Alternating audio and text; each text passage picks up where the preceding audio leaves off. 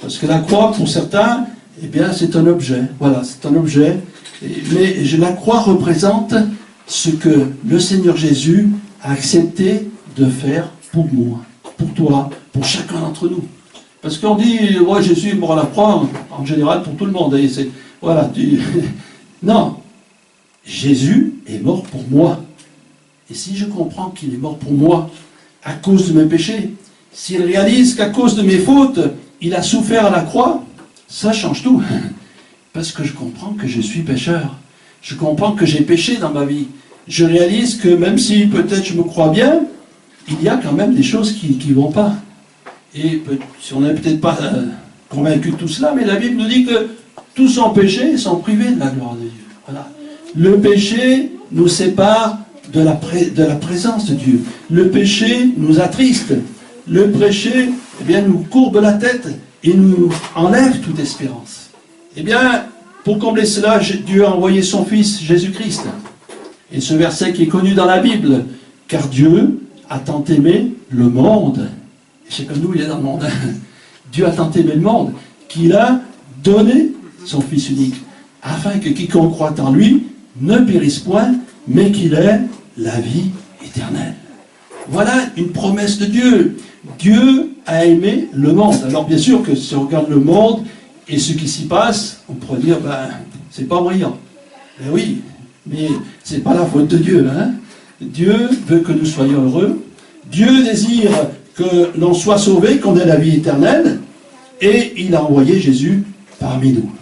Jésus-Christ qui a accompli ce ministère en 3 ans et demi, qui a été arrêté alors qu'il était innocent, et qui a été crucifié à côté de malfaiteurs, de criminels.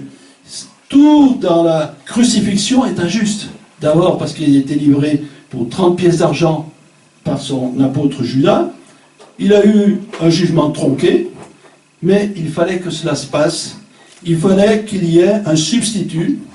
Et Jésus a pris à ma place mon péché. Jésus s'est fait pécher pour moi.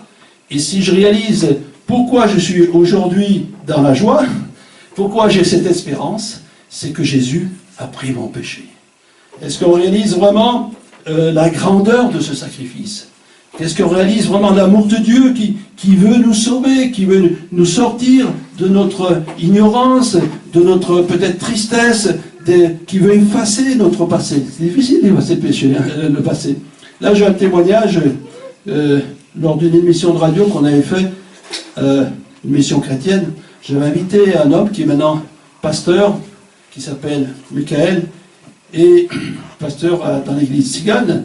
Et une vie assez étonnante. Voilà, ce jeune qui avait des parents, tout allait bien. Et puis, on ne sait pas les conditions, mais il est tombé dans la drogue, dans la boisson. Voilà. Il est avec ses copains, il a commencé à se droguer de plus en plus. Et lui-même peut dire que son caractère a changé. Il a changé de caractère. Il devenait plus violent, plus agressif. Alors à un moment donné, il a dit, je veux m'arrêter. Mais il ne pouvait pas s'arrêter. Il sentait qu'il n'avait pas la force.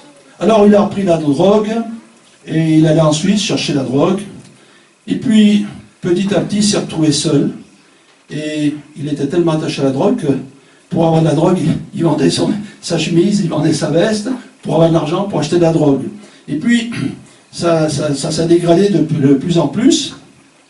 Et ses parents, bon, ils ne savaient pas tellement comment ils vivaient. Ses parents, c'était des gens qui pratiquaient une religion chrétienne, mais ils ne se doutaient pas que son fils était comme cela.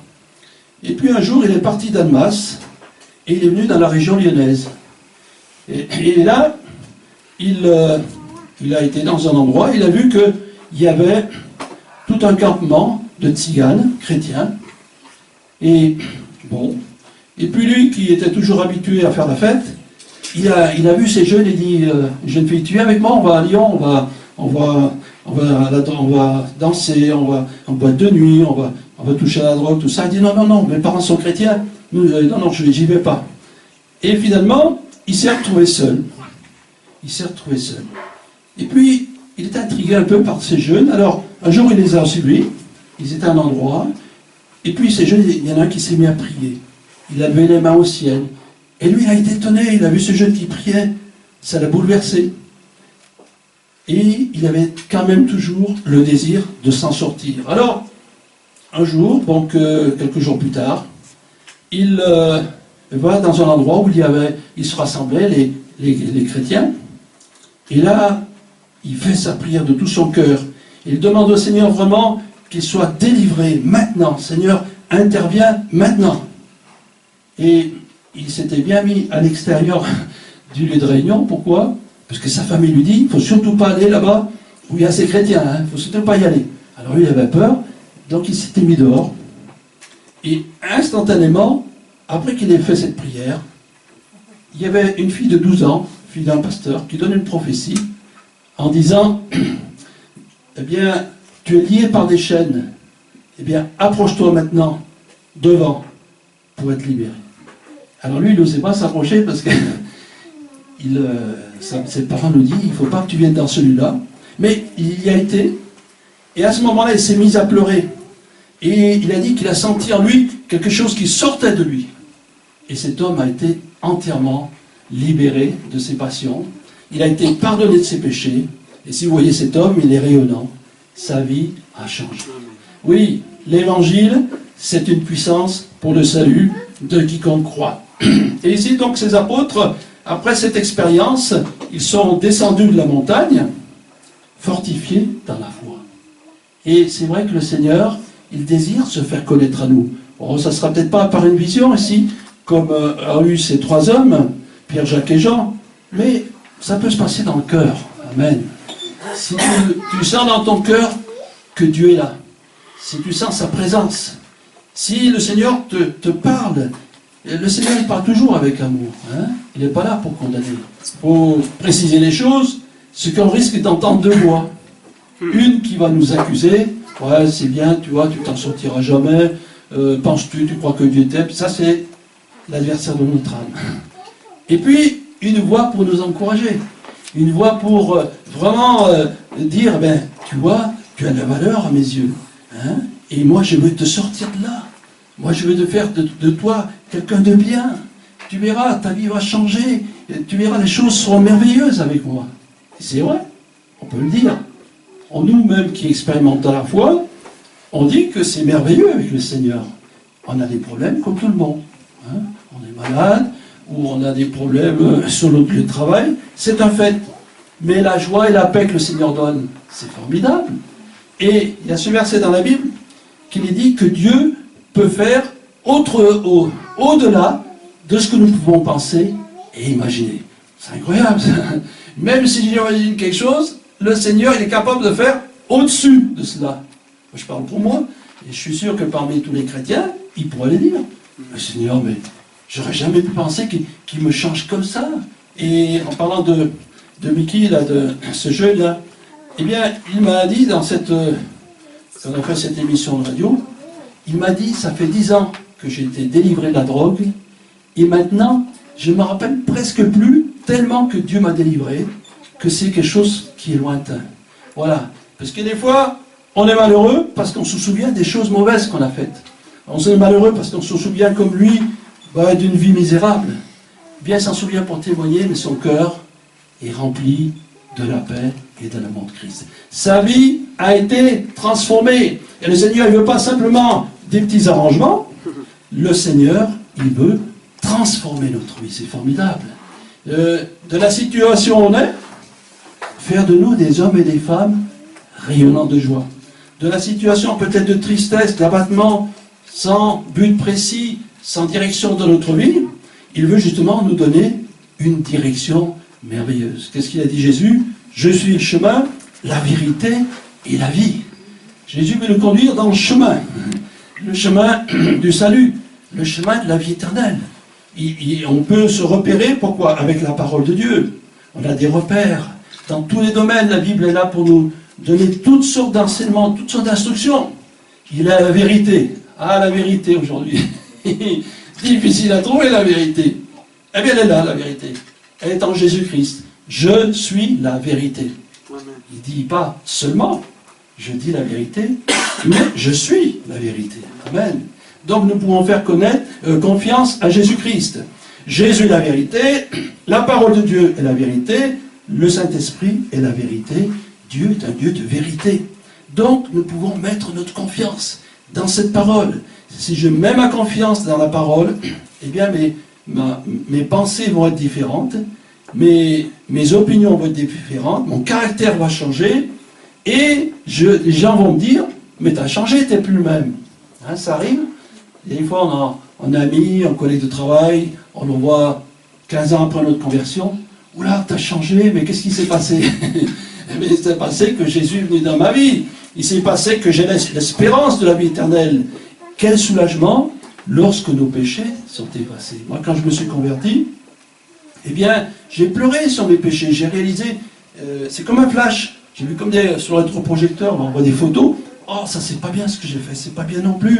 Seigneur, pardonne-moi. Seigneur, pardonne mes péchés. Et puis, hop, il a pardonné. Et j'ai eu la joie du salut. Je suis passé d'un moment où j'avais peur de la mort à un moment où j'avais l'assurance d'être auprès du Seigneur. Alors cet évangile, il est pour aujourd'hui aussi. Pourquoi? Parce que Jésus a dit, je suis le même hier, aujourd'hui, éternellement. Cet évangile de grâce, il est pour moi maintenant. Amen. Est-ce que nous croyons que c'est pour nous? Hein? Parce qu'on dit, oui, lui, il a la foi, et moi, j'y arriverai jamais. Bien sûr qu'on n'y arrivera pas, nous-mêmes. Mais le Seigneur, il ne fait pas de différence entre les uns et les autres. Et il nous dit, venez à moi, vous tous qui êtes fatigués et chargés, et je vous donnerai du repos. Et lorsqu'on a ce désir dans notre cœur, que notre vie change, lorsqu'on a ce désir dans notre cœur, que Jésus transforme notre vie, il le fait. Voilà. Alors, comme dit un texte de la parole de Dieu, à chaque jour suffit sa peine. Oui, chaque jour, le Seigneur, quand je cherche, je vais découvrir quelque chose. Ce ne sera pas tout à la fois, hein, petit à petit. Et je me rendrai compte, quelques temps après, que j'ai beaucoup avancé avec le Seigneur. Alors c'est un jour de grâce aujourd'hui, et dans la mesure où on a le cœur ouvert pour que Jésus nous bénisse, on a le désir vraiment qu'il intervienne dans notre vie, on a le désir qu'il se fasse connaître à nous, il le fera. Amen. Alors voilà la bonne nouvelle que je voulais vous laisser pour aujourd'hui.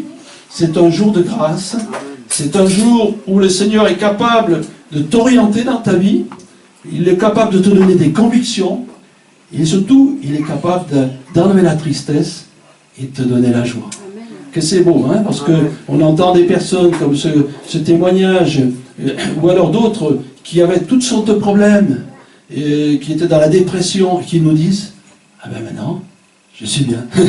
Il s'est passé quelque chose. Amen. Prions le Seigneur. Merci Seigneur, parce que ta parole est puissante et vivante. Merci Seigneur, parce que tu t'es révélé ici à trois de tes disciples, Pierre, Jacques et Jean. Tu étais resplendissante gloire. Et encore aujourd'hui, Seigneur, tu veux te révéler dans un cœur, dans une vie, afin de communiquer la foi, afin vraiment que ton amour, que ta présence, que tout ce qui vient de toi, qui est merveilleux, extraordinaire, puisse être partagé à chacun d'entre nous. Aussi, bénis tous ceux qui sont là, Seigneur, tous ceux qui ont un besoin quelconque, tous ceux qui désirent s'approcher de toi, tous ceux qui désirent se connaître, tous ceux aussi peut-être qui ont besoin que tu interviennes dans leur corps, dans leur âme. Nous savons, Seigneur, que tu es disposé à le faire. Merci, Seigneur.